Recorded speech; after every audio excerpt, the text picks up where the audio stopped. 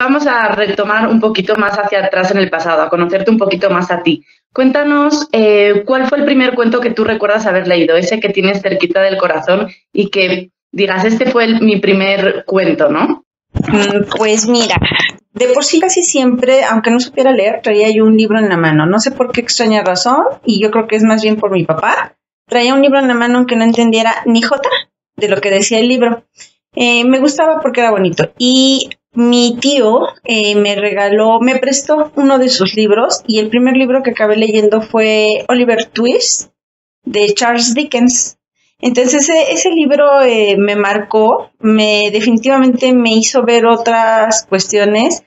Sin embargo, yo tenía 7 u 8 años, entonces como que no era un libro muy a mi edad, y aún así me gustó, me encantó, y a partir de ahí pues ya no pude parar, o sea... Bueno, y cuéntanos cuál es tu cuento favorito, no libro, quizás un cuento, un relato, una historia. Robert Louis Stevenson tiene un libro que se llama El genio de la botella o El genio en la botella.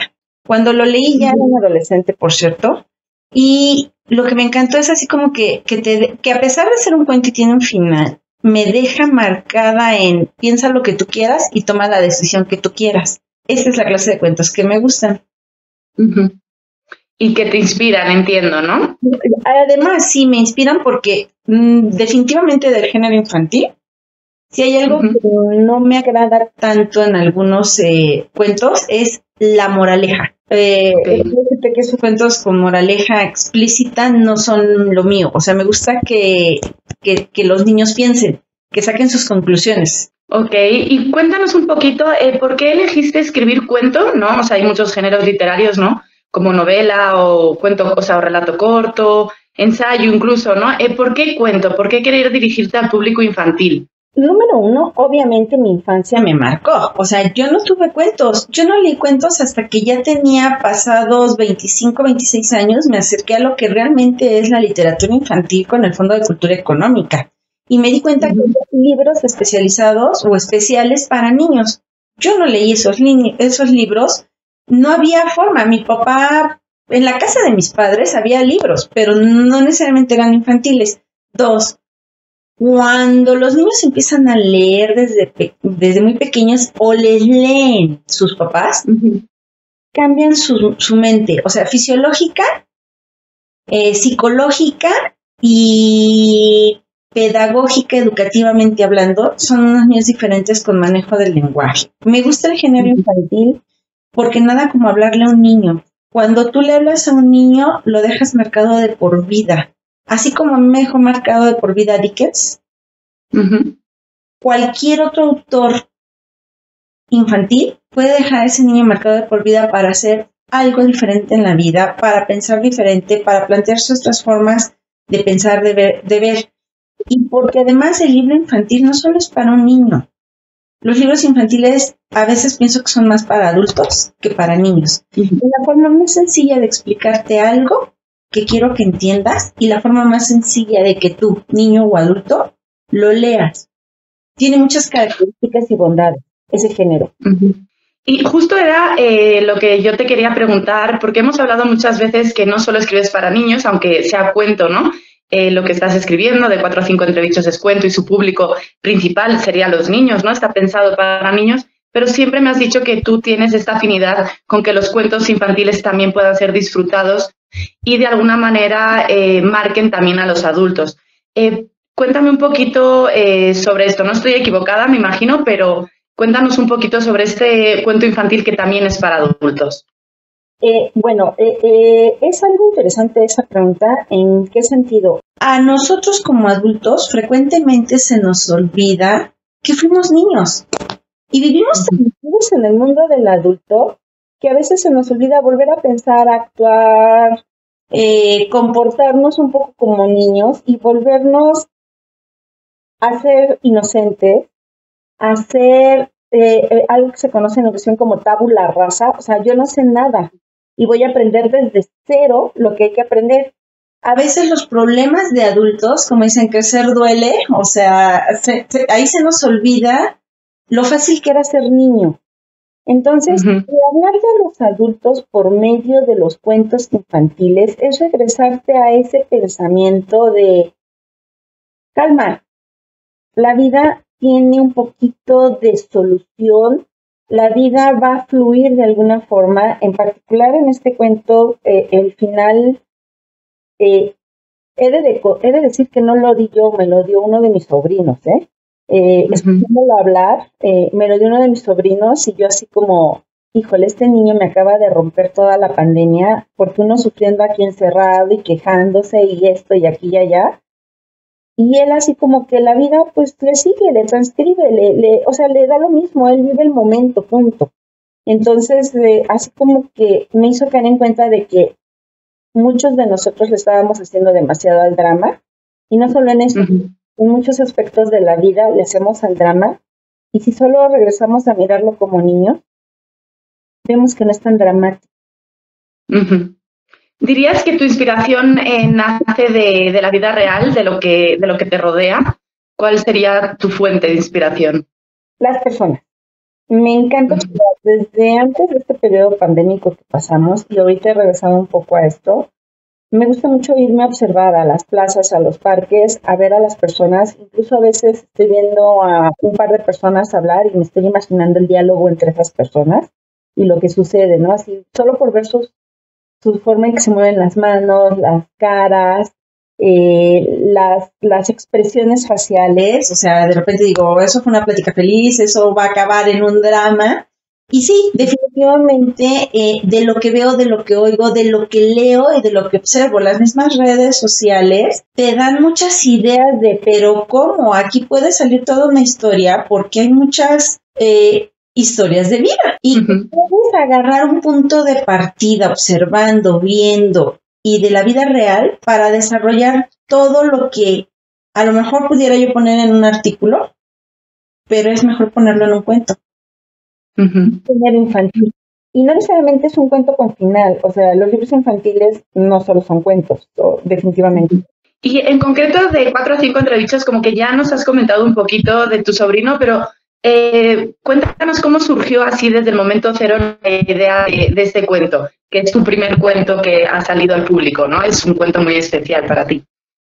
Sí, de hecho sí, tengo algunos otros ensayos y borradores, y este fue el libro así como que de inicio a fin lo concreté ya, y todo empezó justo por la pandemia, porque al final de cuentas, así como estamos tú y yo ahorita en esta reunión vía distancia, pues escuchaba yo a la familia, a los niños, sus historias de terror, sus historias de tristeza, porque pues sí, en mi familia hubo casos de la enfermedad del COVID como tal, pero sobre todo escuchaba yo a los niños, o sea, de todas las edades. Tengo sobrinos desde pues edades ya con profesiones como médicos, enfermeras, hasta un niño de un año. Y cada uno ha vivido, y cada uno de nosotros también como adultos lo vivió de otra manera. Entonces, de diferente manera cada uno. Y en ese momento, pues, ¿qué haces cuando estás en el hashtag quédate en casa? Pues, haces tu trabajo y te sobra tiempo.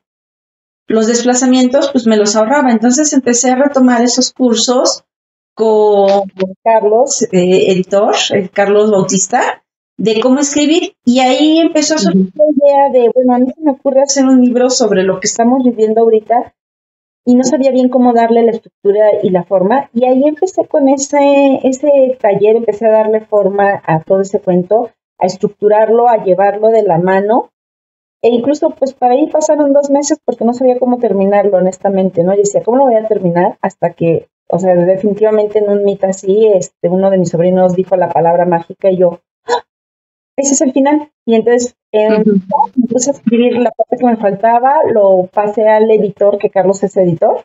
Me dijo, esto ya está listo, a lo que sigue. Y ya me guió por todo el proceso que yo desconocía, lo que seguía después de escribir un libro infantil. Y aquí estamos.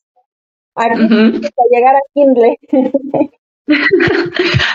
O sea, fue un camino largo, pero al final se concreta, ¿no? Porque muchas veces escribir, para empezarla, hay esta concepción de que escribir es un proceso solitario, de que escribe solo el autor, pero yo lo que veo muchas veces y lo que veo contigo es que tú no has escrito, o sea, sí lo has escrito tú sola, pero no has estado sola en el camino. O sea, has tenido a tus sobrinos que fueron fuente de inspiración, a la gente que te rodea, a la situación en sí misma, ¿no?, que estábamos viviendo. Y luego este proceso creativo, en tu caso, tuviste como pasos que seguir, ¿no? O sea, te ayudaron a estructurar el cuento o a pedir una serie de herramientas. Hasta que un día hizo clic, ¿no? Tu cabeza dijo, este es el final ya definitivo, ya voy a cerrar el cuento. En el resto de tus cuentos que por ahí y tus ensayos y tus escritos, ¿cuál es tu proceso creativo? Hay mucha gente que tiene mucha curiosidad de cómo escribe un autor, ¿no? O sea, te preparas tu espacio, hay gente que escribe en el momento, ¿no? Y siempre trae algo donde apuntar. ¿Cuál dirías que es tu proceso a la hora de crear tus historias? Mi proceso pareciera simple. Número uno, a mí no me da miedo la hoja en blanco, ¿no? Que es lo que dicen muchos autores. O sea, ¿ves la hoja en blanco? ¿Me da miedo? No. Definitivamente empiezo a escribir como salga, lo que me brote, cuando ya tengo la historia concreta. Nunca empiezo a escribir si no tengo una historia. Yo podría decirte ahorita que tengo varios cuentos, sin embargo no me he sentado a escribir formalmente, sino anoto ideas por aquí, por allá, en un archivo, en un papel, en un post-it y voy poniéndolas hasta que no tengo, sí, en mi mente estructurada la idea de cómo quiero escribirlo. ¿Por qué? Porque el proceso empieza con, tengo la historia, sé de lo que quiero que trate, nada más que ahora, ¿cómo lo voy a poner en la hoja? Por ejemplo, este libro tiene una estructura diferente al que sigue. Y hay otro que tiene otra estructura y el narrador es diferente, los narradores son diferentes. Entonces, hasta que no encuentro la forma en mi mente de cómo quiero tratar al texto, cómo quiero que ese texto hable, no empiezo a escribir. Y sí, yo voy sola y no, porque siempre, como casi siempre me inspiro en algo de la vida real, y ahí empiezo a escribir. Voy acompañada de personas que me inspiraron con esto, o sea, así como de, escuché a alguien que dijo, bueno, pues ahí hay una historia. Y dos, definitivamente no puedes ir solo. El autor acaba y después de que acaba empieza todo, yo le digo el calvario del autor, porque empieza el proceso, en el caso del libro infantil, pues el asunto del guión para el ilustrador, el asunto de la corrección de estilo, el asunto de quién, cómo, cuándo y cuál es la mejor manera de publicarlo, y tienes que tener un montón de personas a tu alrededor, o al menos una o dos, muy profesionales como tú, que te pueden guiar y te pueden enseñar por dónde va a ir ese camino. Entonces, no es un proceso en solitario para nada. Necesitas apoyo, necesitas tiempo, necesitas ese proceso no solo creativo, o sea, y sobre todo necesitas leer mucho. Escribir es una consecuencia de haber leído. Sin embargo, como decía Borges, a mí me siguen enorgulleciendo más los libros que he leído que los que he escrito, ¿no? Entonces, definitivamente, la lectura te ayuda mucho a aterrizar, pero no es un proceso solitario desde el momento en que lo terminas. No está, bueno, desde el momento en que lo gestas, no es solitario. De algún lado, de alguna forma tuvo que haber venido esa idea. Claro. Y justo ahora hablabas de esta parte del proceso de trabajar con un ilustrador. Hay muchos autores, sobre todo de cuento, tú tienes la idea, ¿no? Y puedes escribir los diálogos, puedes escribir la narrativa del libro, o sea, estructurarlo, todo lo que tú quieras, pero no todos tenemos habilidades también para ilustrar, ¿no? O sea, hay gente que sí escribe e ilustra, o sea, tiene como talento para todo, pero hay otros. Por ejemplo, yo soy la primera que con la pluma a la hora de dibujar, ¿no? No soy para nada buena. ¿Cómo es este proceso de buscar un ilustrador y luego de trabajar con el ilustrador para que le dé forma a este cuento, a la historia que tú quieres contar? Bueno, ese es uno de los pasos más complicados en el género infantil, me parece, o en cualquier libro que lleve ilustraciones. No cualquiera ilustra, no cualquiera dibuja. Para empezar, no cualquiera dibuja. No cualquiera maneja las técnicas para hacer la ilustración, porque aprendí que no solo es agarrar el lápiz y dibujar. O sea, hay diferentes formas y sobre todo de plasmarlo para que ya quede en un libro. O sea, no solo es ponerlo el texto. O sea, hay todo un trabajo en el que los ilustradores, pues sí tienen que saber dibujar, pero también saber utilizar tecnologías para poderlo llevar al libro. Entonces, el proceso de encontrar un ilustrador es de lo más complejo en el género infantil, y más si eres un escritor nuevo. Y eso fue lo que más trabajo me costó. Afortunadamente, llevo una amistad de varios años con Ojolo, Y él tuvo la oportunidad de leer ya el libro una vez que pasó por Indautor y me dijo, me gusta, te lo ilustro. Y dije, va, y hasta me dijo, oye, pues ¿no crees que se ve medio feo? Y yo, es que no es lo feo, o sea, es lo que se parezca a la historia. Y me acuerdo que le conté el relato de que yo tengo por ahí un cuento ilustrado por Magú, es un cuento de Jorge Ibargüengoitia, ilustrado por Magú, que precisamente no se conoce a Magú por sus monos estéticos y bonitos, o sea, bastante antiestéticos a veces dirían, y el libro luce, el libro se ve bien. Entonces fuimos haciendo pruebas del niño, del paisaje, y algo que lo ayudó mucho a él fue el guión. Yo ya tenía el guión del ilustrador, entonces eso lo llevó página por página a hacer todo lo que es el aporte visual del texto y de la historia. Pero sí, he de decir que lo más complejo, y creo que ahorita en los próximos proyectos que tengo, mi drama va a ser encontrar un ilustrador para realizar ese trabajo. O sea, ahí es lo más difícil. Y mientras yo no tenga la ilustración, no puedo seguir adelante en la producción del libro para colocarlo en papel o en digital. O sea, este libro en parte por la ilustración, porque además es un proceso muy largo. Los ilustradores no trabajan muy rápido siempre, o sea, sí es un trabajo arduo y complejo. Y aparte de todos los procesos administrativos, y luego todavía llegar a la publicación, ¿no? A la salida, al lanzamiento. Claro, sí, son muchas cosas en el proceso. Nosotros que nos conocimos en el curso que imparto de cómo nacen los libros, como la mayor parte de la gente no se da cuenta de todo lo que hay detrás de realmente el nacimiento de un libro, ¿no? O sea, que muchas veces escribir casi es lo fácil, aunque no lo sea, porque no es fácil escribir un libro, pero todo lo que viene detrás quizás es más difícil todavía. No difícil, complejo quizás, si no tienes como la guía o si no tienes los conocimientos, ¿no? Entonces, sí, sobre todo si esta parte de la ilustración es muy importante, porque creo que la comunicación es clave, ¿no? Y que el ilustrador realmente capte lo que el autor quiere contar a través de las imágenes cuando el autor lo cuenta a través de sus palabras. Cuéntanos un poquito más bien a los que están aquí conectados, de 4 a 5 entrebichos. ¿De qué trata? Sin spoilers, ¿no? Porque por ahí lo pueden encontrar en Amazon. Por ahí vamos a dejar el enlace para que compre la versión Kindle, próximamente la versión física. Pero cuéntanos un poquito de 4 a 5 entrebichos, de qué trata y cuál es tu objetivo con el cuento, ¿no? Para la gente que lo vaya a leer. De 4 a 5 entrebichos no nació precisamente como un género infantil. Empecé a escribir como solo hacerlo, o sea, la hoja en blanco y ahí voy, ¿no? Tírale líneas de escritura. Y durante el curso que llevé con Carlos, empecé a leer los avances y las personas adultas, o sea, los demás participantes me decían, es que estás narrando mi día a día durante la pandemia. Y al mismo tiempo me di cuenta de que lo que yo escribía salía de lo que yo escuchaba de mis sobrinos, sobre todo los más pequeños, fueron todo un caso de auxilio, socorro, no soporto, no entiendo por qué estoy así. Y aparte, los adultos escuchando él y cómo le explico y cómo lo hago. Entonces, sale y va tratando, y sí es una historia de pandemia. No les voy a decir por qué es de 4 a 5 entredichos, ya que mis amigas, que por aquí andan unas amigas, mi best friend forever, por ahí anda, y algunos familiares tenían una idea rara de por qué se llamaba, o por qué se llama de 4 a 5 entredichos. O sea, no decían, bueno, ¿y por qué le puso ese título? O sea, ¿qué título tan más raro, no? ¿Qué hay de 4 a 5? De 4 a 5 hay una historia de pandemia. Y no les voy a decir de qué es.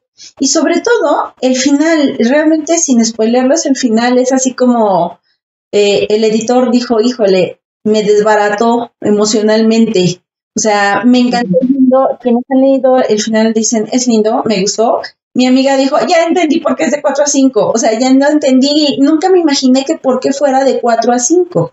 Y le fui dando la estructura que tuviera ese título. De hecho, yo no tenía el título hasta que fui estructurando y ya iba a la mitad. Dije, creo que este libro se va a llamar así. Y entonces, porque pues sí son bichos, o sea, no había otra forma, o sea, de ponerlo, o sea, intenté ponerle de otra forma al título y nos regresábamos siempre a la palabra bichos. Entonces el libro trata de la historia de muchos de nosotros durante la pandemia, no importa cuántos años hayamos estado de pandemia, o sea, 1, 2, 3, 4, a unos nos duró más, a otros menos. El asunto es quién la cuenta, cómo la cuenta y cómo va procediendo esa vida que somos todos nosotros. Y en el caso de los niños, algo que me ha encantado es que ellos mismos dicen, soy yo. Los niños se han visto y han dicho, este libro está escrito para mí. Sí, o sea, como es una historia de pandemia que es la del niño, porque está contado desde el punto de vista de este niño, pero podía ser la historia de pandemia de cualquiera, ¿no? O sea, todos se pueden sentir identificados cuando lo vayan a leer. Sí, mira, justamente aquí, Vane Torres, Vane Torres 10, es mi best friend forever, dirían hashtag. En efecto, yo tenía otra cosa o idea acerca del título, sí, o sea, me sorprendió mucho y su risa, porque ella, quién sabe qué se imaginaba, ¿no? O sea, a ver, cuéntanos ahí qué te imaginabas que era el título, Vane. Ajá, que nos lo vaya diciendo. Pero bueno, está bien que no lo desvelemos, porque así cada quien que lo lea, pues ya va a descubrir cuál es el motivo, qué es lo que hay detrás de este libro, ¿no? De este título, de este libro y de este título, la verdad, de las dos cosas. Y ahí nos los pueden dejar luego en los comentarios de que, ya supe cuál era el misterio detrás de 4 a 5 entrebichos, ¿verdad? Cuéntanos un poquito, ya que estamos, a ver si te podemos sacar algo. Igual no, pero igual nos puedes contar un poquito de tus futuros proyectos como escritora. Porque de 4 a 5 entrevistas puede que sea el primero que ha salido a la venta y esté ahí disponible para todos, pero se avecinan más cosas, ¿no? Una vez que empezaste a escribir ya no pudiste parar, ¿verdad? De hecho, desde que empecé a escribir hace algunos años no he podido parar. Y además me gustaban las historias cortas, los microcuentos. A veces en los talleres, llevo muchos años en talleres de escritura, he de decirlo. Tampoco me hice así como de me siento frente a un teclado y ya. No, sí llevo muchos años desde la época de los 90 asistiendo a talleres con escritores, con escritoras, con editores sobre esto, ya que pues sí puedo leer mucho y puedo escribir muy bien, pero es difícil estructurar una historia. Entonces, de esos borradores tengo varios que van a ir seguramente o a un libro de microrelatos o a un podcast. Y tengo otro tanto, tengo ahí 2 proyectos interesantes. Uno sobre perritos, eso sí te lo puedo asegurar que es sobre perritos. Y obviamente nace de qué, ¿no? Si oyeron ahorita un poquito, se oían los ladridos de una de ellas, o sea, la elegante Coco tuvo que arruinarnos live, yendo a ladrarle a la mosca que pasó. Y sí, creo que cada uno de esos perritos o gatitos o mascotitas, en mi caso siempre he tenido perritos porque uno, soy alérgica a los gatos, definitivamente, y en mi casa siempre ha habido perritos. Y creo que cada uno de esos perritos que yo he conocido en la vida, propios o ajenos, tienen algo que decir. Y todos son diferentes. Entonces, por ahí viene un poquito una historia de perritos. La otra que tengo es, híjole, un libro que rompe esquemas. Para variar, soy bastante rebelde. Y si quiero un libro, si no es que hasta una serie, puede salir, un libro de antiestereotipos. Es increíble la cantidad de estereotipos y creencias que tenemos. Y creo que trabajar un mundo más amigable, inclusivo, equitativo, empieza en la niñez. Ok.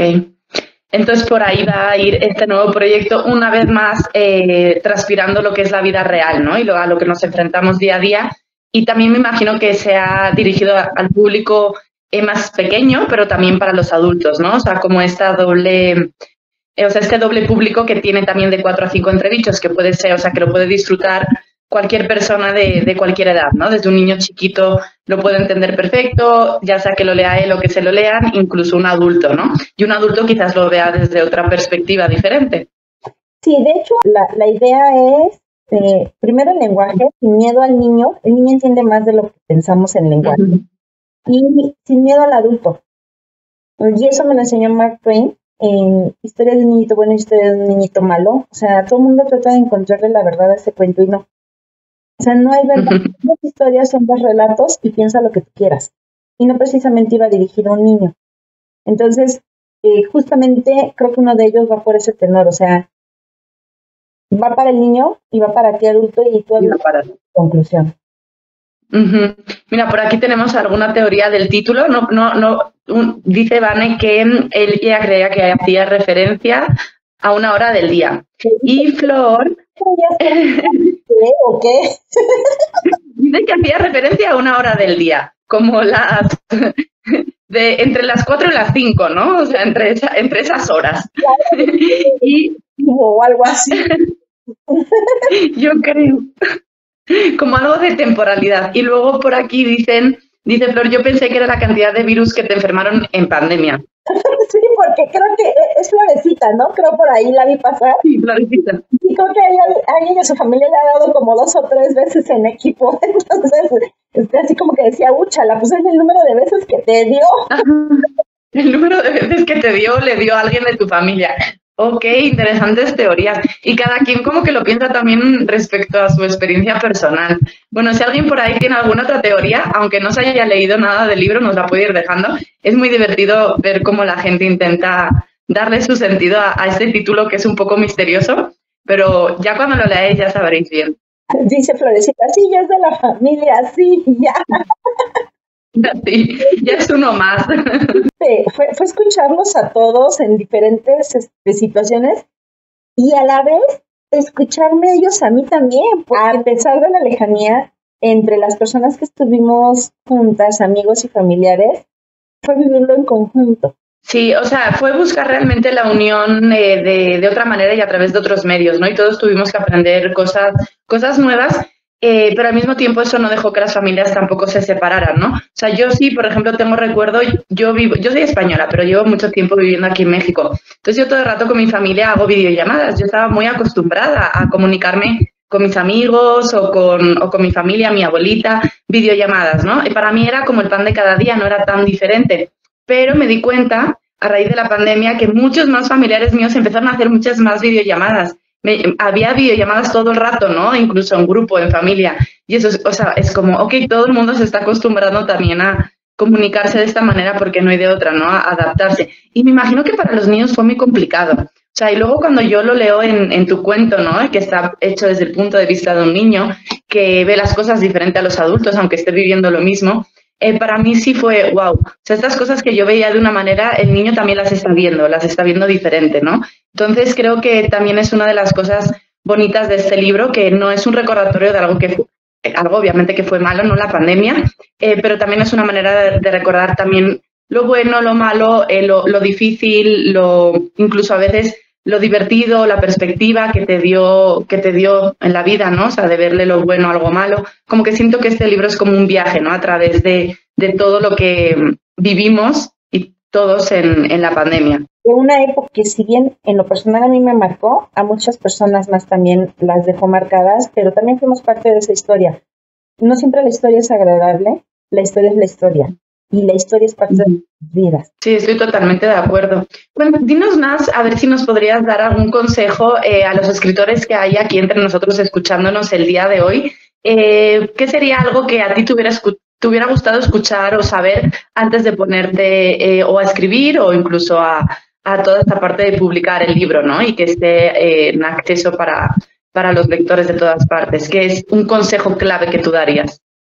Si eres escritor y dudas de ti mismo, no dudes, escribe y busca a esa persona que es otro par de ojos al menos. En mi caso yo he tenido un excelente corrector de estilo y un excelente segundo lector que ha sido Carlos Bautista y después Laura aquí en persona. Han marcado esos detalles que hay que mejorar. Nunca te sale a la primera y además tienes que estar varias veces, lee tu texto desde el inicio, o sea, hoy avanzas un poco y mañana, como decían que hacía Flaubert, ¿no? O sea, que leía diario y diario a veces la tenía que volver a reescribir. Bueno, pues así a veces hay que empezarle. Donde me quedé, vuelvo a iniciar a leer y sigo avanzando. Si no hay corrección, sigo avanzando. Busca sinónimos. Siempre tiene herramientas de diccionarios de sinónimos, de etimologías que te ayuden a buscar palabras para que no repitas las palabras. Eso es un ejemplo. Si eres autor independiente, como aquí yo me lancé literal a esto, ¿qué ayuda editorial? Puedo decir que me topé en este camino del encierro con Laura. Un placer conocernos, Laura. Con el libro, con el de cómo nacen los libros. Finalmente, no sé si vaya a poner una editorial, lo cual lo veo muy complicado, pero sí me llegó a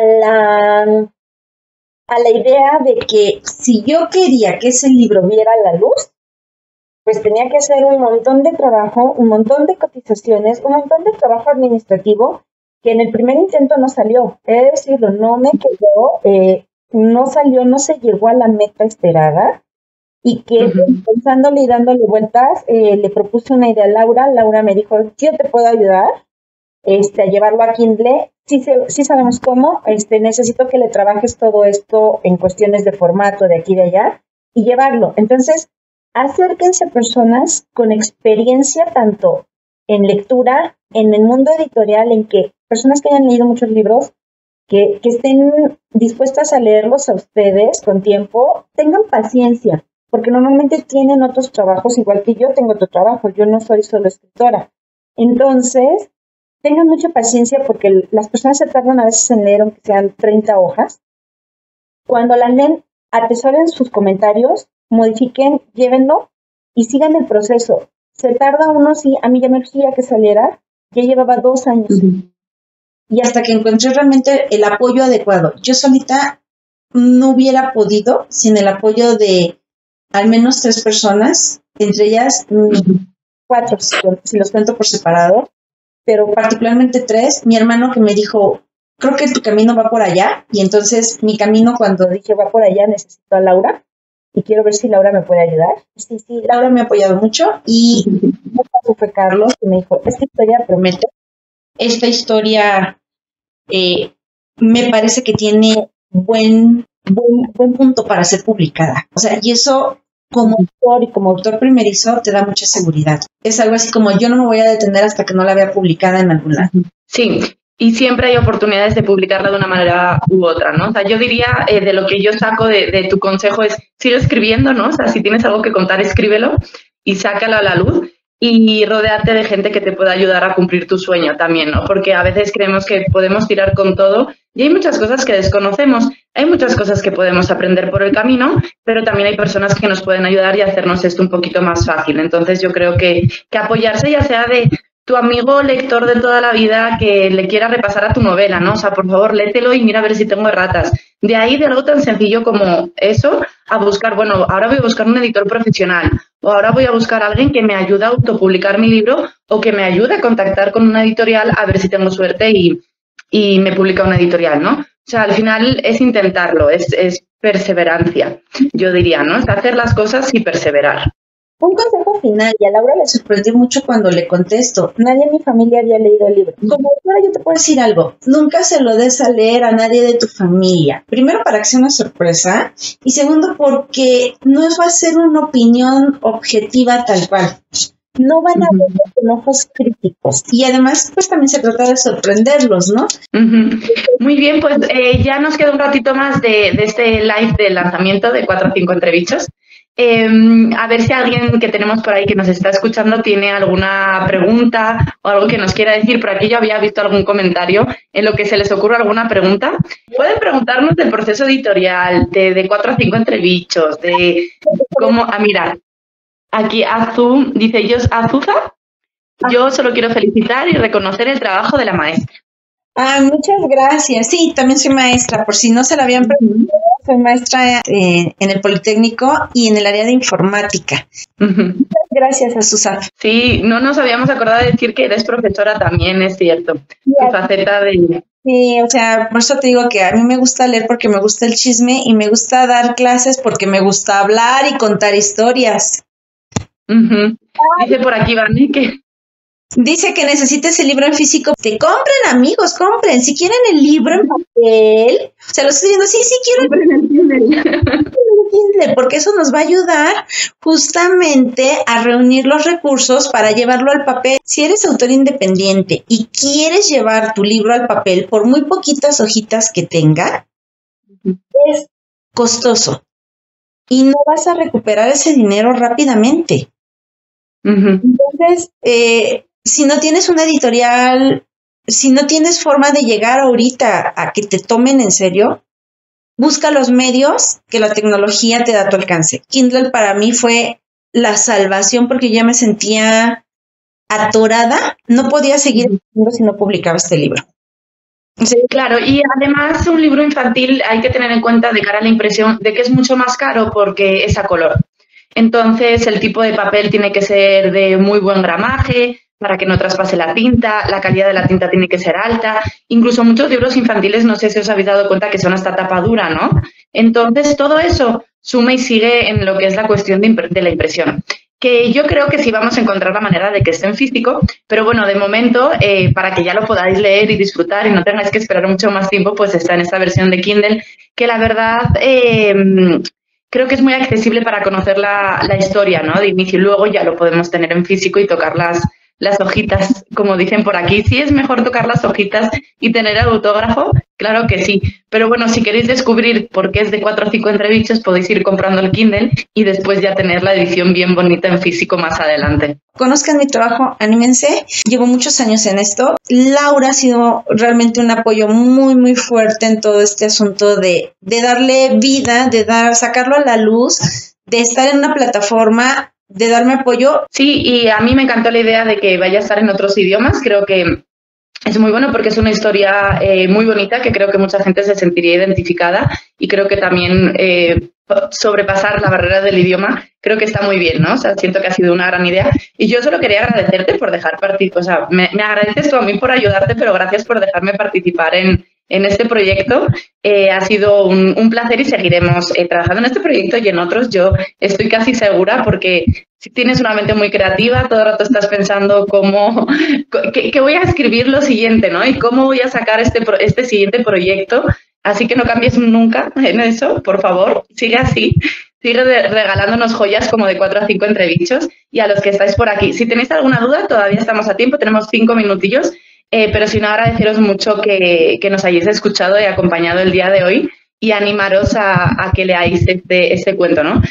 Para vosotros, si tenéis niños en casa, súper recomendado también, pero bueno, aunque no los tengáis no pasa nada. Siento que es una historia para todos los públicos y que todo el mundo eso le va a tocar el corazón de una manera u otra. Yo pienso, a mí me lo tocó y a muchas otras personas que ya han tenido el placer de leerlo, nos consta que también, ¿verdad, Nas? Entonces, yo los animo mucho a apoyar este proyecto porque merece mucho la pena, es una historia muy bonita. Y pues, sí, aunque eso te está en Kindle, a mí me encanta el Kindle también, ¿eh? Luego mudarse con tantas cajas de libros no es lo mejor que te puede pasar. Así que animaros también a este formato nuevo, ¿no? Y no sé si tú tienes algo que añadir, Nas, o que alguien nos pregunte por ahí alguna cosilla más. Si alguien pregúntenos, por favor, y en lo que llega a su pregunta, aquí algo que dijo Laura ahorita muy importante es, creo que ni Laura ni Carlos, en este caso, que fueron los más cercanos en el área profesional, editorial, que me apoyaron, hubieran apoyado el proyecto si no les gustara. Mi experiencia con ellos y con otros en el ramo es, no publicamos, literal, o sea, es parte del entrenamiento editorial que te da Laura en alguno de sus cursos que hace, el de cómo nacen los libros. Si tienen muchas dudas de cómo es eso y cómo quieren hacerlo, se los recomiendo mucho si lo vuelve a abrir Laura en este año, ya que a mí lo que me dio la idea es, pues pueden llegar muchos manuscritos, pero si el manuscrito no le gusta al editor o no le gusta a la persona que está a cargo de decidir si se publica o no, no se publica. Entonces, aquí el reto no era porque Laura la conozco o es mi amiga. Si ustedes supieran que no nos conocemos físicamente y hemos wow, entonces, o sea, si ellos no hubieran creído en el proyecto, no hubieran leído el proyecto, no hubieran dicho, sí, el proyecto tiene potencial, el proyecto no sale. Porque simplemente para ellos también es, digámoslo así fríamente, es un negocio. Para mí es un placer escribir, pero para ellos tiene que ser también un placer leerlo y un placer de mercadotecnia, aunque soy mercado, sí, así es. Braille, híjole, ¿cómo ves? Es interesante, es muy interesante aquí la idea que nos han dejado, ya que va a estar en otros idiomas, plantéalo. Te han puesto algo más en tu lista interminable de cosas por hacer más. En lugar de braille, ¿qué te parece? Ya que es Clau Rodríguez 70, yo creo que entonces en lugar de braille, si hablamos de cuestiones tecnológicas, Laura, sería el audiolibro. También podría ser audiolibro, sí. La verdad, yo no tengo experiencia con libros en braille, he de decir, pero de todo se aprende, ¿eh? Podríamos investigar cómo se podría producir un libro en braille. A mí se me hace un tema muy interesante. Nunca me ha tocado. En mis años en el sector editorial he ido más a lo tradicional, sobre todo novela y Kindle, ya cuando empezó todo lo del Kindle, pero con este formato nunca he investigado, ¿no? El audiolibro también se ocupa mucho. Yo no he visto el braille hoy en día, ¿no? Lo he visto solo en libro impreso, cuando trae obviamente, el lenguaje braille en los libros impresos, pero no lo he visto en Kindle. No me he topado un libro ahorita infantil en particular, o del género infantil juvenil, en braille en Kindle, ¿eh? No lo he visto. Sí, tiene que ser el libro físico, seguramente. Lo que sí he visto ya también en periódicos, he visto que cuando tú lees un artículo también tienes la opción de ponerlo a voz. Entonces, a mí lo que te lo leo. Híjole, Clau nos quiere poner a trabajar. Ahora dice, audiolibro también, dice genial, audiolibro le sirvió. O sea, braille, bueno, pues te lo podemos pasar en audiolibro para mientras, porque el papel, híjole, ¿cómo te estamos explicando que el papel es difícil, la impresión? Entonces, posiblemente el audiolibro sea algo más rápido que el papel. Bueno, pero ahí está una idea más. Lo puede narrar alguno de tus sobrinos. Aquí entre nosotros, en Petit Comité, entre estos que estamos aquí, podría ser piénsalo. Empezando a leer, bueno, se está en primero de primaria, o sea, ya me lo imagino leyéndolo. O sea, yo, niño, ya le he corrido, ya no le asilábico, ahora le vas. Bueno, pues igual puede ser un experimento. Ahí apúntatelo, anótatelo en tu lista de proyectos que van a suceder. Pues sí. Trabajamos hasta el domingo, como verán. Ustedes pidan, al fin que a nosotras nos da lo mismo si es Navidad, Año Nuevo, vacaciones, verano. Ahorita podríamos estar en la playa, ¿no, Laura? Ya sé. Exacto. Así es. Es el amor a los libros y al arte y a traer historias que marquen. Entonces, se hace encantada. No importa. No estaré en la playa, no pasa nada. Aquí estamos perfectas. No estaría en otro lugar. Exacto. Entonces, bueno, pues nada, no hubo más preguntas, pero de todos modos, si alguien se anima a dejarnos sus comentarios, este live va a estar ahí en nuestros perfiles, tanto en el de L del Hogar como en el de la Misnas. Entonces, cualquier duda o cualquier teoría nueva de por qué se llama de 4 a 5 entre bichos, solo no digan spoilers si ya se lo han leído, solo sus teorías, ahí nos los van dejando, ¿vale? Ahí en los comentarios, ahorita en un rato estará subido el live. Y muchísimas gracias por acompañarnos, muchísimas gracias, Nas. Y enhorabuena por el lanzamiento de 4 a 5 entre bichos. Gracias, Laura, y también enhorabuena a ti por trabajar conmigo y por darme todo este apoyo. También ha sido un logro tuyo cuando lo vimos los dos ya en Kindle. Mira, ¡ay! Lloramos las dos. Muchas gracias. Felicidades también para ti y felicidades para todos ustedes, lectores, que ya lo leyeron, que se emocionan igual que nosotras, y para los que no, felicidades si lo vayan a hacer. Creo que es una de las mejores inversiones que uno puede hacer en la vida. Para uno. Exacto. Muy bien, pues muchísimas gracias a todos. Aquí nos quedamos, pero nos volveremos a ver para el próximo proyecto, ¿verdad? Así que no nos echen mucho de menos. Por aquí volveremos más rápido de lo que esperan. Muchísimas gracias a todos. Nos estamos leyendo y viendo. Hasta luego. Bonito fin de semana. Fin de semana.